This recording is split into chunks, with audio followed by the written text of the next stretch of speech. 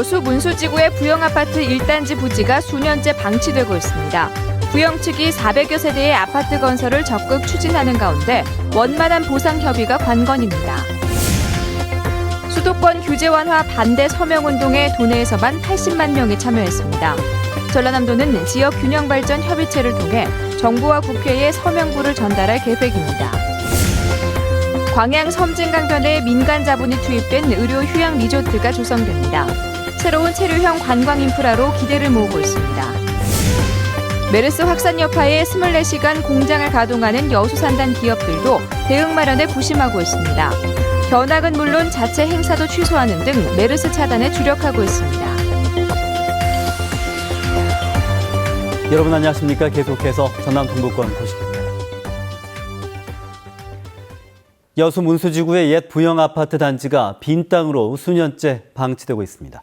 부영 측이 이 부지에 400여 세대가 넘는 아파트 건설을 추진하고 있지만 주민들과의 원만한 보상 협의가 관건입니다. 첫 소식 김종태 기자가 전합니다.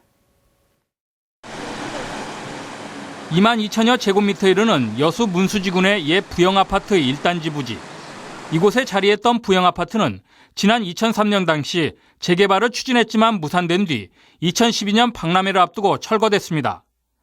박람회 기간 동안 잠시 주차장으로 활용됐지만 이후 철제 차단막으로 가려놓고 수년째 공터로 방치되고 있습니다.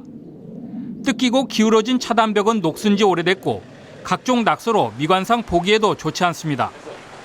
수년째 부지 개발이 늦어지면서 주변 비좁은 도로로 주민들은 주차난에 시달리는가 하면 차단벽 주위에 버려진 쓰레기들로 악취도 심각합니다.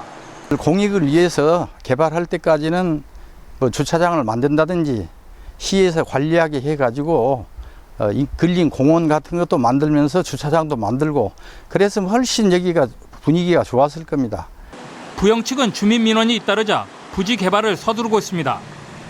기존 부지 외에 인근의 54세대와 보상 협의를 통해 440세대가 넘는 아파트 건설을 추진하고 있습니다.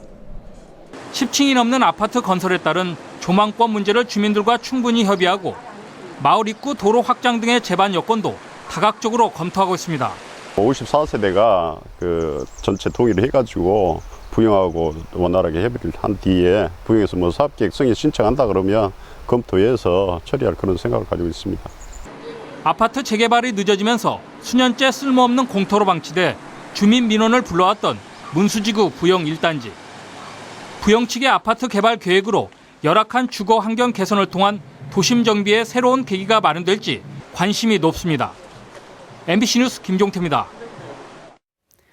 수도권 규제 완화 반대 서명 운동에 전남도민이 전국에서 가장 많이 참여했습니다. 전남도는 정부의 수도권 규제 완화 반대와 지역 균형 발전 촉구를 위한 천만인 서명 운동을 벌인 결과 12일 현재 도내에선 전국 최다인 80만여 명이 참여했고 서명 명부를 지역 균형 발전 협의체를 통해 정부와 국회 등에 전달할 계획입니다.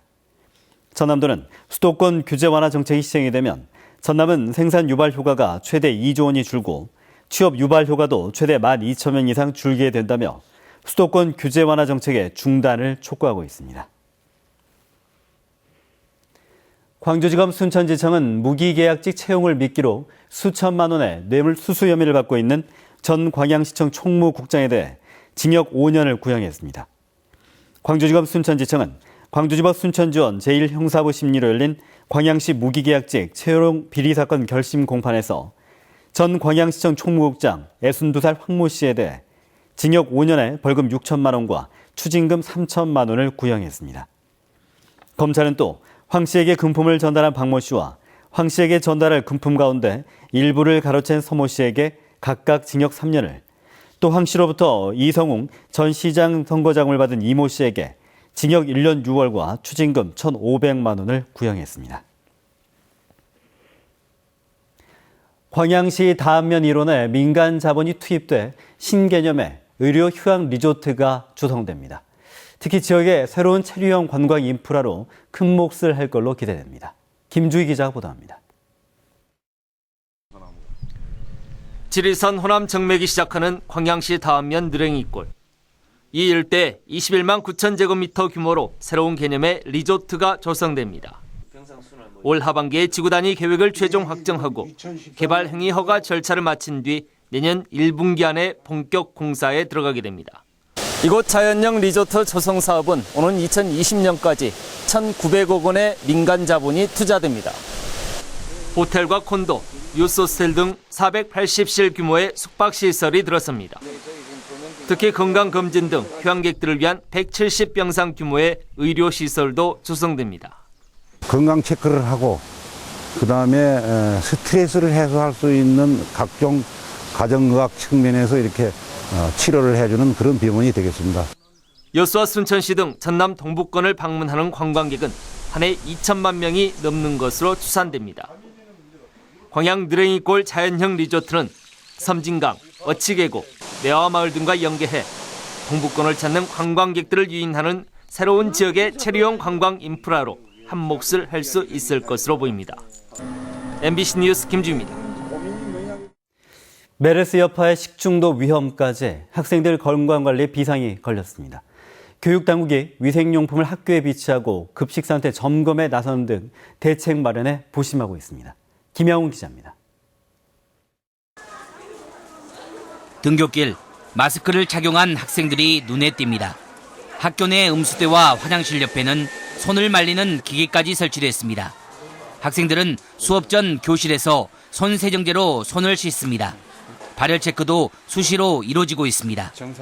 메르스 때문에 걱정이 되기도 하는데 학교에서도 손을 깨끗이 씻고 집에서는 손을 깨끗이 씻고 있어요. 메르스가 뉴스도 많이 나오고 해서 걱정도 많이 되긴 하지만 소독도 잘하면 걱정 없을 것 같아서. 메르스 감염 예방과 확산 방지를 위해 일선 학교에 마스크와 발열 체크용 체온계가 보급됩니다. 전라남도교육청은 22개 시군 교육청마다 소독기 넉 대를 구입해 각급 학교 방역 소독에 지원하도록 했습니다. 학교 급식실에서 조리사들이 분주히 움직이고 있습니다. 여름철 조리사들이 가장 신경 쓰이는 부분은 식중독 사고입니다. 위생 담당 직원들이 음식 조리 과정은 물론 보관된 재료 상태까지 꼼꼼히 점검합니다. 덥고 습한 날씨가 잦아지면서 식중독 위험 지수가 높아졌기 때문입니다.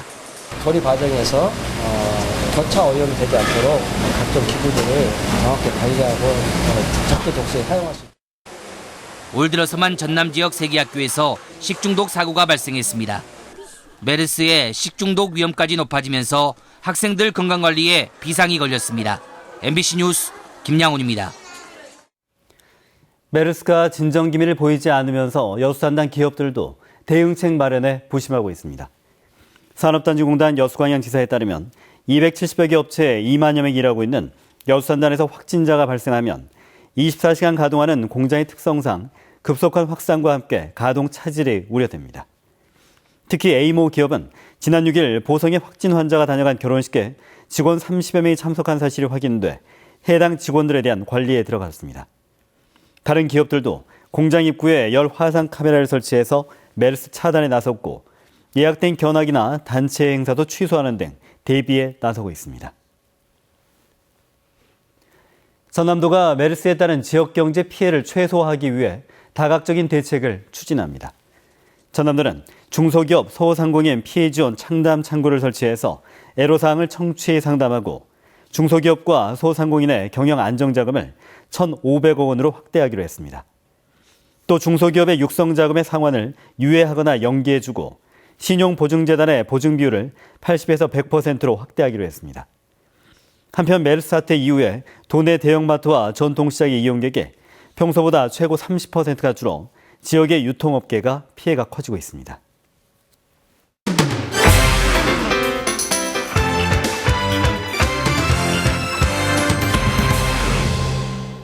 고흥에서 스카이다이빙 강습 도중 실종된 38살 정모 여인이 실종 3일 만인 오늘 오전 11시쯤 고흥만 방조제 근처 해상에서 낙하산에 얽혀 숨진 채 발견됐습니다. 정 씨는 지난 13일 오후 7시쯤 스카이다이빙 동호회원 8명과 함께 고흥군 두원면 상공에서 낙하했다가 실종돼 구조대가 수색을 벌여왔습니다.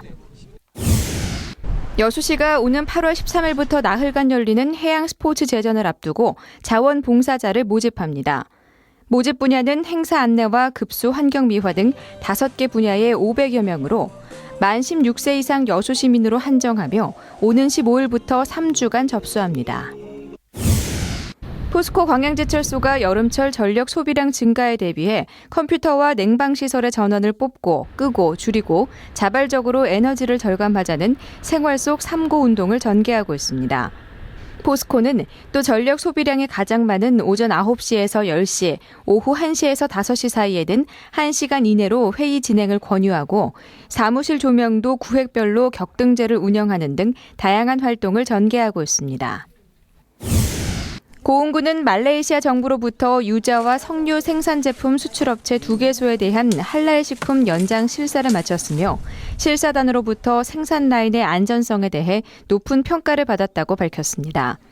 이번 실사를 통해 할랄 인증 유효기간이 연장되면 말레이시아 할랄 시장의 재진출이 이뤄져 이슬람권 국가에 대한 유자와 수출이 크게 확대될 것으로 전망됩니다. 순천시가 정원의 도시 조성을 위해 지난 3월부터 80명 2개 반을 구성해 국내 가든 전문가들을 초빙한 강좌 개설 등 시민 정원사 교육에 적극 나서고 있습니다. 순천시는 시민 정원사 교육 이수 후 개인 정원과 공동작품을 제작해 순천만 정원 국제습지센터 1층 로비에 전시하는 행사를 개최할 예정입니다. 지금까지 데스크 단신이었습니다.